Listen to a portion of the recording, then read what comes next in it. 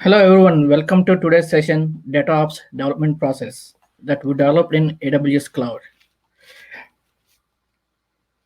I'm Gupta Lakkimsetti, working in CSU's Chancellor office, and also my colleagues Mary Simeon and Ben who will be joining me in this presentation.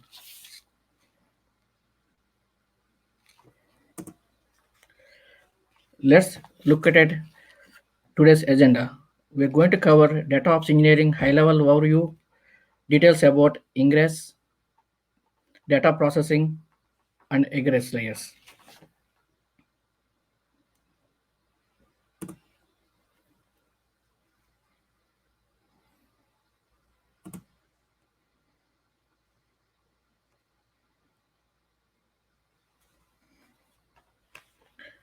Here is our high-level architecture diagram. If you look at it, we divided into three layers: ingress, data processing, egress. Now I'm going to brief about these layers. Ingress, it's for bringing data into data lake.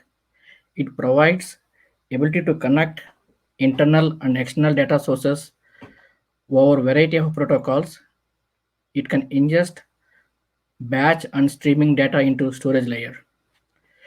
Data processing, it's for transforming data into consumable state through data validation, cleanup, normalization, data processing, and enrichment. Egress it is for providing scalable and performant tools to gain insights from vast amount of data in data lake.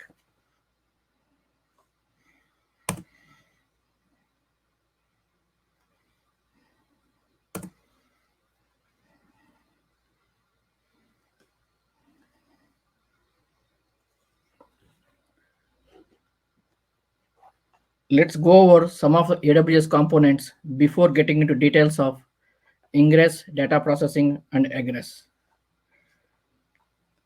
AWS S3, it's a simple storage service.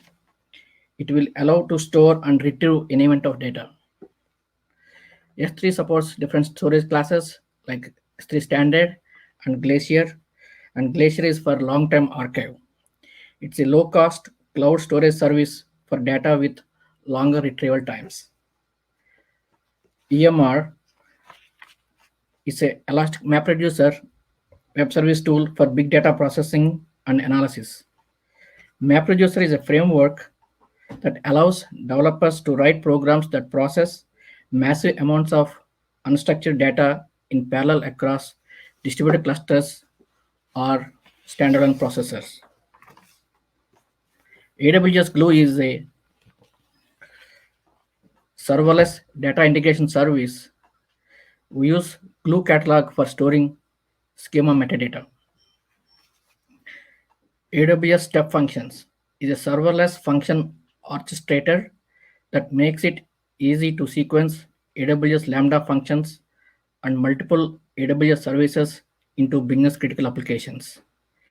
It has several features: built-in error handling, so you can automatically retry failed or timeout tasks, respond differently to different types of errors, and it also it stores history of each execution, and it integrates with Amazon CloudWatch and CloudTrail and logs every execution. And it provides high availability to protect applications against individual machine or data application failures. Recently, AWS introduced Workflow Studio. It's for a workflow designer for step functions. It allows you create work functions by orchestrating AWS services. You can drag and drop, edit workflow step functions.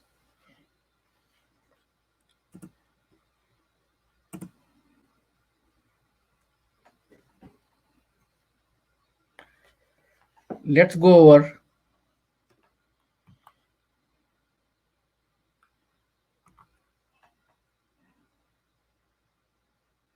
sorry.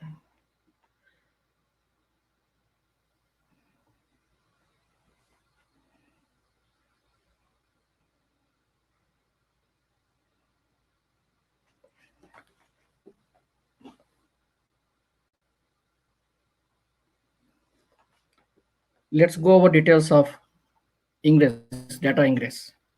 We implemented multiple data ingestion tools to migrate heterogeneous data sources like Oracle, JSON, Parquet to S3 Data Lake. Data ingestion tools, in turn, it uses several AWS services like Data Migration Service, Data Exchange, and Data Sync. Data Sync is an online data transfer service that simplifies, automates, and accelerates moving data between on-premises storage systems and AWS storage services. Our, our preferred file format is Parquet. Parquet is open source file format for Hadoop. Parquet is more efficient in terms of storage and performance. With that, I'm going to give it to Mary Simeon to continue on the data processing. Thank you.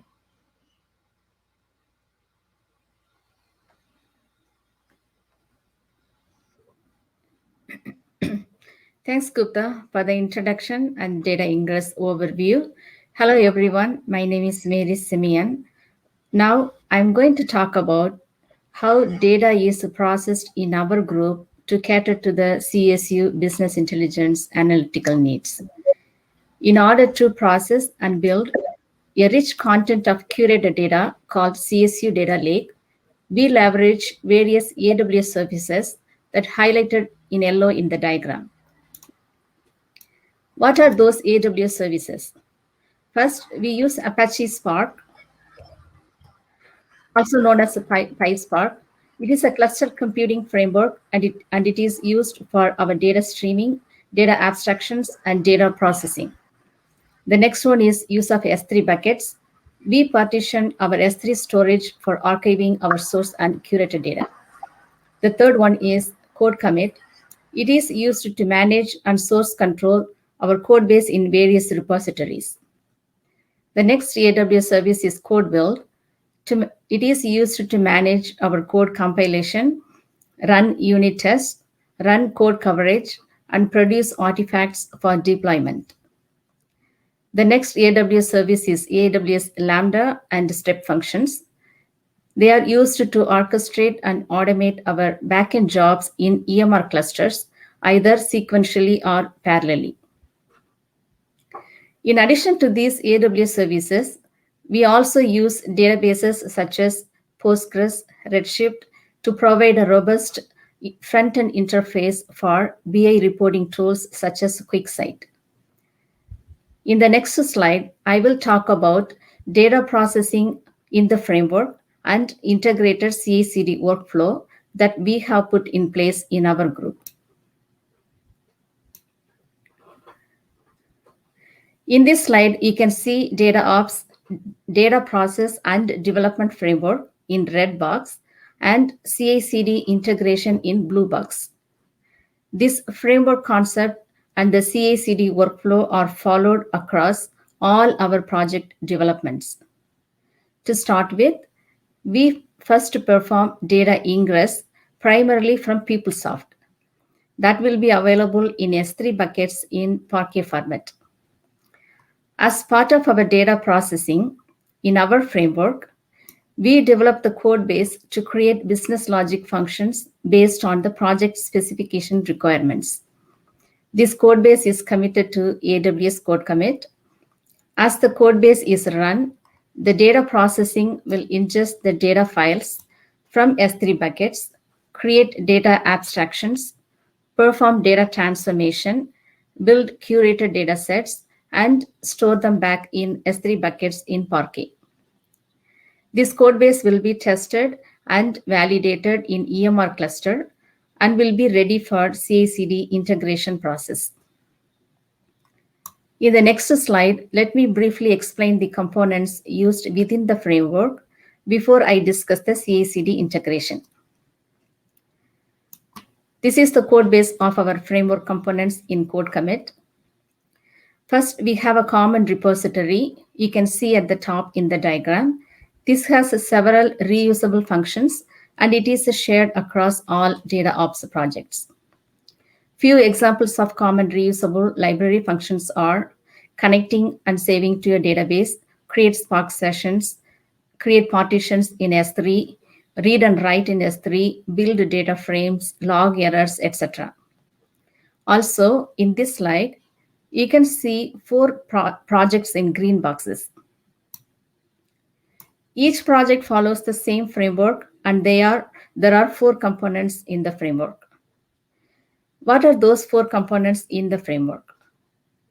As you can see, in each project, we have components such as a project launcher and we have one config file and one project-specific common library, and we have a core business logic program files. First is a launcher component. It is a shared main program that invokes a function that initiates data transformation for a project. The next component in the framework is a config file, which is a YAML file. You can see that on the right side. And it defines project environment specification settings, which is highlighted in yellow. For example, like if it is in a production or test environment, and the source file types, S3 storage locations, database information, etc. The third component is a project-specific common library. In addition to the common repository, we have project-specific shared functions per project, and it will be shared. It will be reused within the project. For example, in this case, let's take a CHRS project. This project has several modules within this project, such as workforce administration, labor cost distribution, position management, absence and accrual, etc. So we will identify common functionalities that could be shared across all these modules within this project and build the library for reuse purposes for each project. The fourth component is core program files. A project can have one or more core files, and it contains core business logic based on the project specification requirements to build a curated data collection. These are the components in the framework we use for data processing for our each project.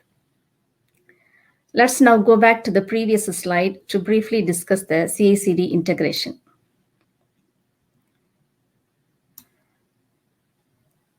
After the data processing is completed, we will invoke this CI/CD integration. Here, once we tested the code base, the tested code base will be committed to the repositories in the user branch. Then we create a pull request for approval and resolve all our code conflicts and merge the code from user branch to dev branch. And we'll be ready to merge with master branch. Then we initiate the code build process for test automation and deployment, which will be discussed later in this presentation. This continuous integration and deployment will continue until we migrate the entire code to production. Once it is in production, the state machine scripts are scheduled to run daily to build our production CSU data lake. Next slide.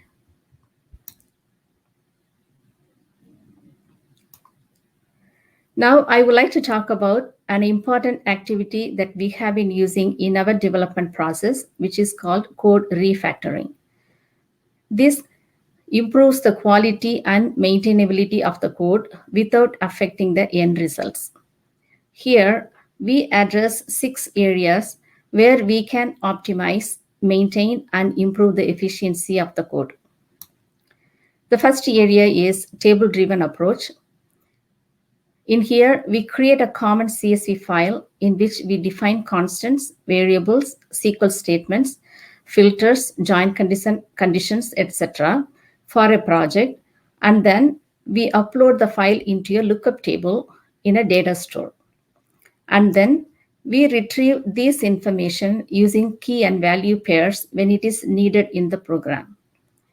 The advantage here is, instead of a hard coding, we keep variables and constants that are prone to change outside the actual code. The next one is reusable and parameterized functions. We build a library of reusable utility functions that are common and shareable, and it is parameterized for various input and return outputs. We also address high cohesion and low coupling by separating common functions from our core business logic. We decouple the functions to eliminate the interdependency among functions, and we break down the complex logic into a smaller testable unit functions. Next area is test cases and automation. Here we create test cases to test the functionality of individual functions for pass and fail scenarios and for higher code coverage. We also perform unit integration and regression system testing and automate them. The last area to address is exception handlers and error notifications. We add exception so the program can exit gracefully. And for error notifications, we add meaningful error messages. We send SNS email notifications and do error logging to trace the errors in the stack. In the next slide, I will show on a quick example of code refactoring. You can see a SQL query from different tables in blue box. This can be converted to a single common function by passing a key name and table name as parameter. Likewise, a SQL join shown in yellow box can also be retrieved from the lookup table using a single common function by passing a parameter such as a key name. Next, you see the repeated drop statements in red box, which can be converted to a single drop statement function by passing a list of columns as a parameter, as shown on the right side. In the next slide, we can see the refactored code. For example, if we test one of the function you see in this slide, that is get lookup query val function, we have pretty much tested 5 occurrences of the same function as shown in the above slide. Thus, it gives a higher code coverage and a well-tested function. In the final slide, I will discuss the benefits of code refactoring.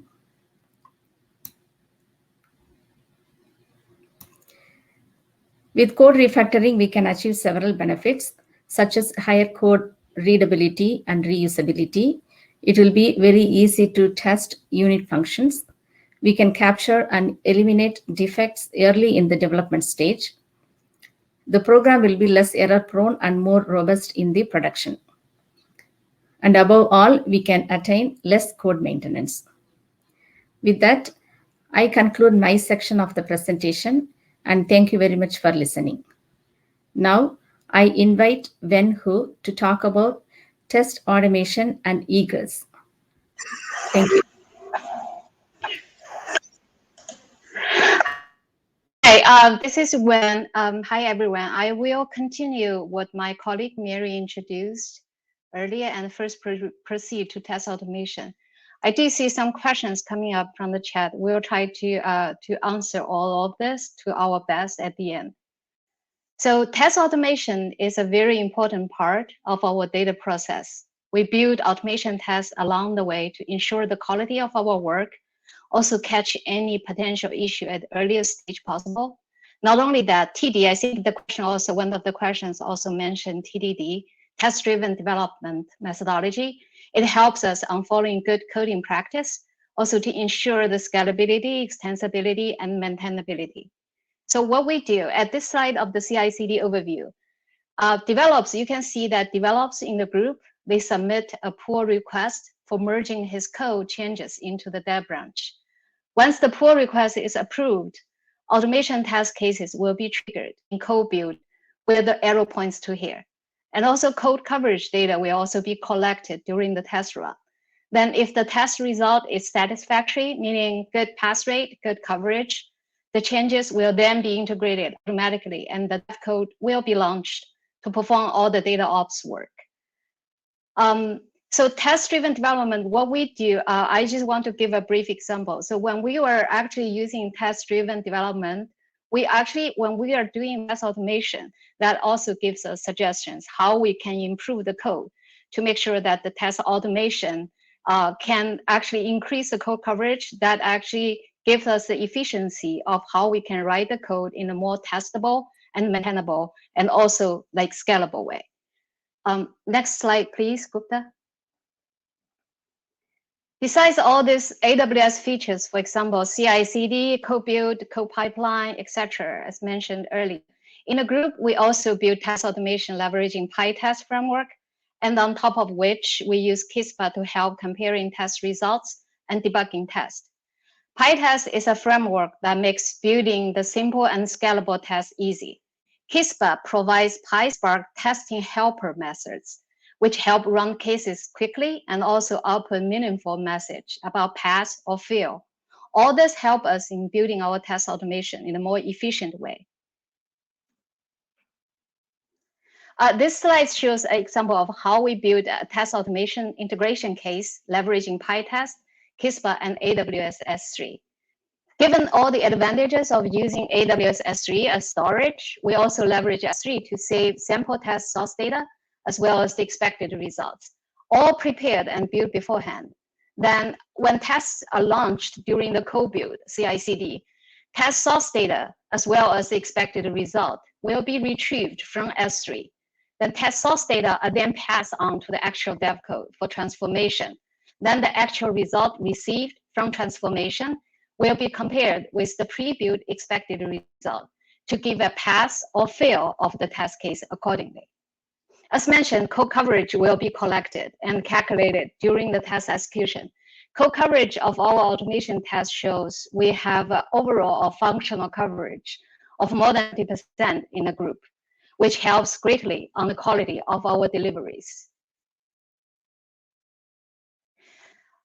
We talked about Egress, data process, and test automation. In the next slide, I will cover some content on Egress process and the downstream BI analytic. Basically, the highlight circled section here, quoting an architectural overview slide my colleague Gupta talked about earlier. Egress flow, as its name suggests, handles how the data leaves the current processing unit, or in other words, how to proper output to the downstreams. At our environment, the downstream of data process is the RDS Postgres database, which in turn serves as the backend data store for the BI front end and dashboarding and reporting. As a side note, the reason of using the PostgreSQL is in the group is because it is open source and therefore cheap, while providing the quality and all the features we need to store our curated data for reporting needs. As shown here on this slide from left to right, after the daily data refreshing loads complete, the curated data set are stored on S3 designated buckets in a Parquet format, partitioned by year, month, day, and subject areas. Egress step can now automatically kick in once all the curated data set are received. For example, using a Lambda event handler to trigger launching of the related step function, or it can also be pre-arranged to run sequentially after the data refresh loads. Using the Spark engine running on the EMR cluster, the Egress step first checks to confirm all expected curated data set are on S3, as the configuration file specifies. Then it talks to the secret manager for retrieving secret values so as to connect to the Postgres database. Secret values, for example, the host name, the port, the database, username, password, etc. So once all the secrets are obtained, Egress process establishes the connection to its downstream, transports those curated data sets retrieved from S3 to the tables on Postgres. Also, it creates unique indexes and the other indexes based on what are specified in the transportation YAML file. It also grants access rules as needed, and after completion, send out the notifications to indicate a success or failure. Then the data transported to Postgres will be referenced by QuickSight BI developers and users for data analysis and analytic work or helping decision making by providing trending analysis.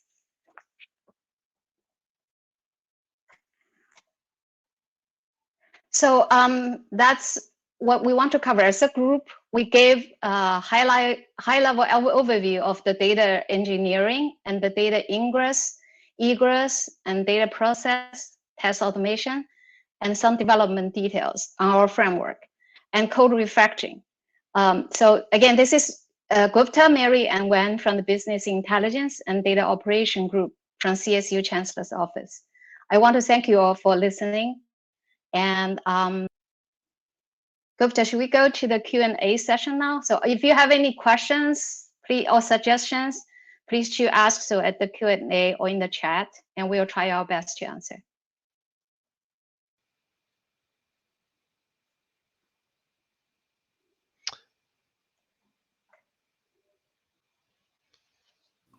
Thank you all very much for a very interesting, fascinating presentation there. Much appreciated. I know you guys have already addressed a couple of the questions that we have from the Q&A. I'm just going to address these from oldest to newest. What is your opinion on Databricks, please?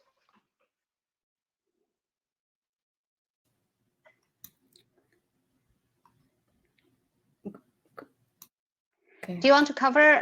So I can talk about a little bit. I think Databricks is also considered, and right now we are at the very beginning phase of to explore what options we have, and Databricks is definitely one of the options. And while we are actually having more data volume, and the performance is also something that we need to consider in our day-to-day work.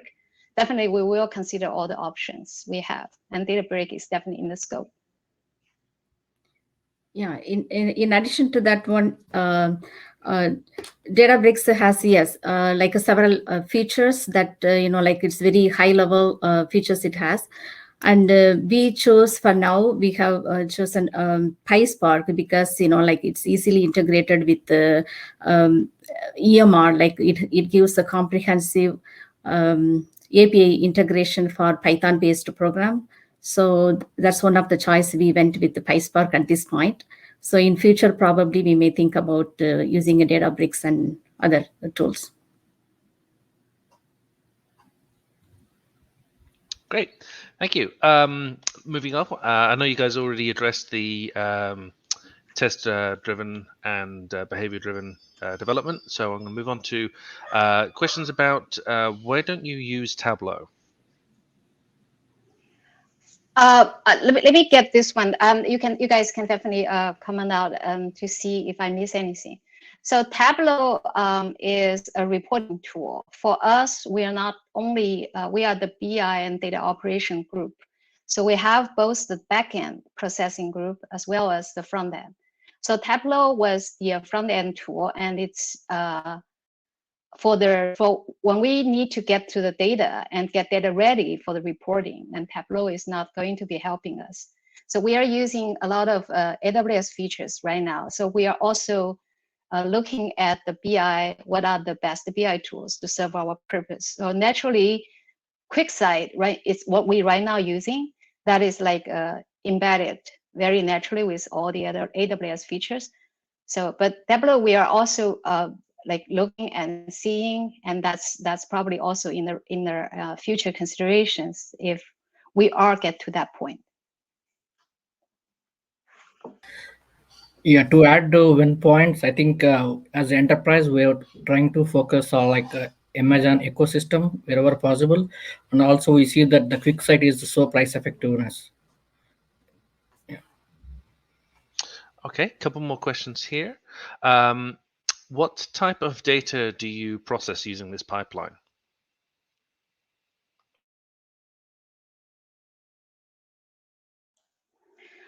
So right now, the major string, like pipeline for our workflow is we get all the data from our Oracle PeopleSoft backend. So it's the Oracle data. And then when it gets to our data, we call data lake on AWS, it could be anything. So right now is more, we are more focused on the PeopleSoft data source. So that's the Oracle source. Is that answering the question? What type of data, right? Yeah, so right now it's more limited to the Oracle PeopleSoft data. Yes, yeah. In addition to that one, it's more like a structured data that we get it from Oracle, and sometimes we process a different type of files, though, like a CSV files. The data source, unstructured data that we just create a schema off of that and then build the data. But pretty much most of them are structured.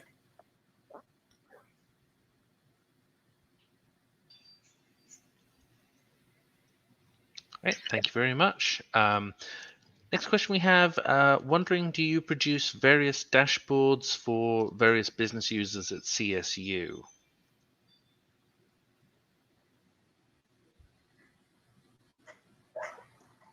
We build. Can you repeat? Okay, go ahead, Mary. Yeah, I mean, various dashboards using the same tool. We don't use, for now, we are not using different tools. Right now, we are using only QuickSight. But yeah, based on the user requirements, we build different type of dashboards based on the requirements and the specifications. But use of tools using, for now, I think QuickSight is the one. We have tried Tableau for a while, but now pretty much we are using QuickSight only.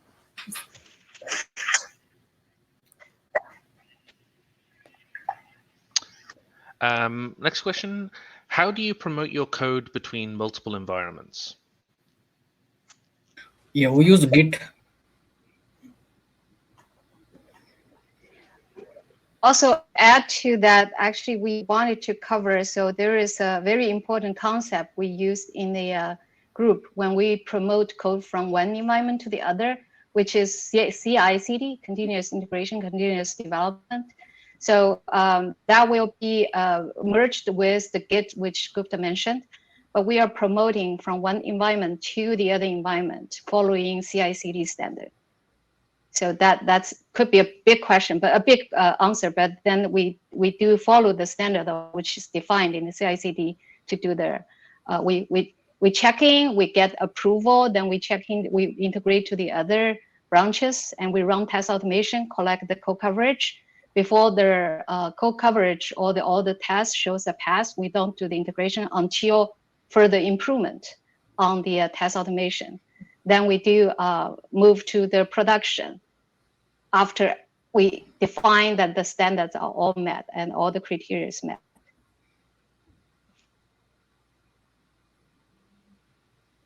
Great, thank you so much.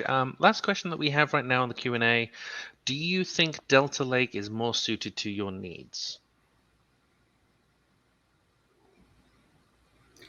Yeah, go ahead.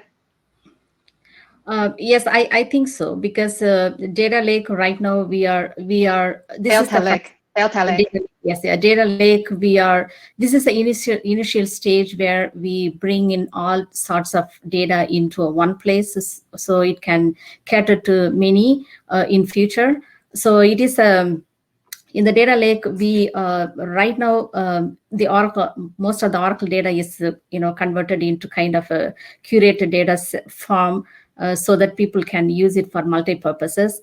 In future, probably we can bring in from other sources besides the PeopleSoft, besides Oracle, like regular text information or some raw data. Those informations we it may cater to some sort of some campuses or some group of departments within the campus. It may be helpful. So we think it's a pretty good data lake. So the Delta Lake, as clarified earlier, data brick version of data lake. So I think we will definitely look into different options and variations to see. But right now we are, as mentioned, my personal perspective is we are at the beginning phase. We are trying to explore all the possibilities. And right now the data lake, our data lake, actually serves our purpose pretty well. And we just need to get some improvement on some perspectives we encounter. So definitely we are looking to the opportunities and the other options for sure. Oh, sorry, I misunderstood the question. That's fine. Yeah, there's one more question. How do you query your data lake?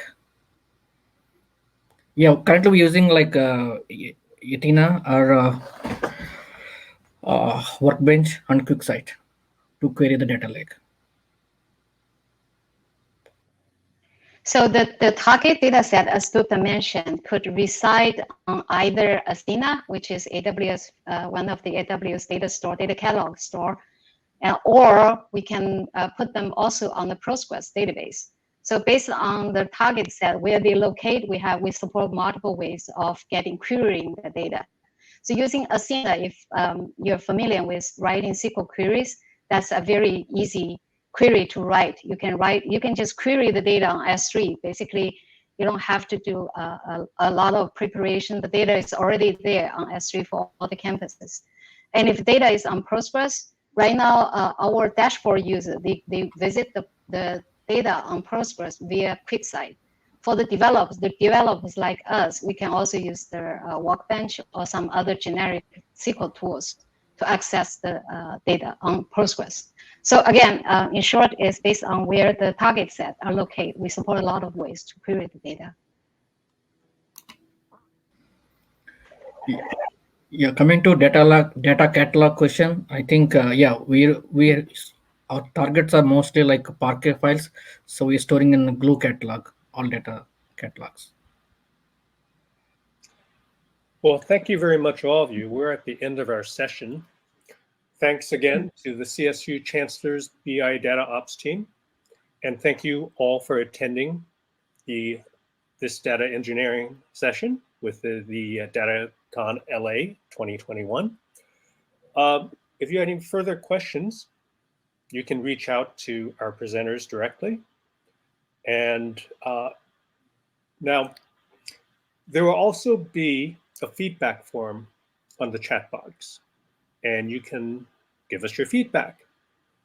For now, and this is the end of this particular session. Have a good day, and we hope that you enjoy the rest of your conference. Thank you very much. Thank you all, and thanks for your support. Thanks. Bye.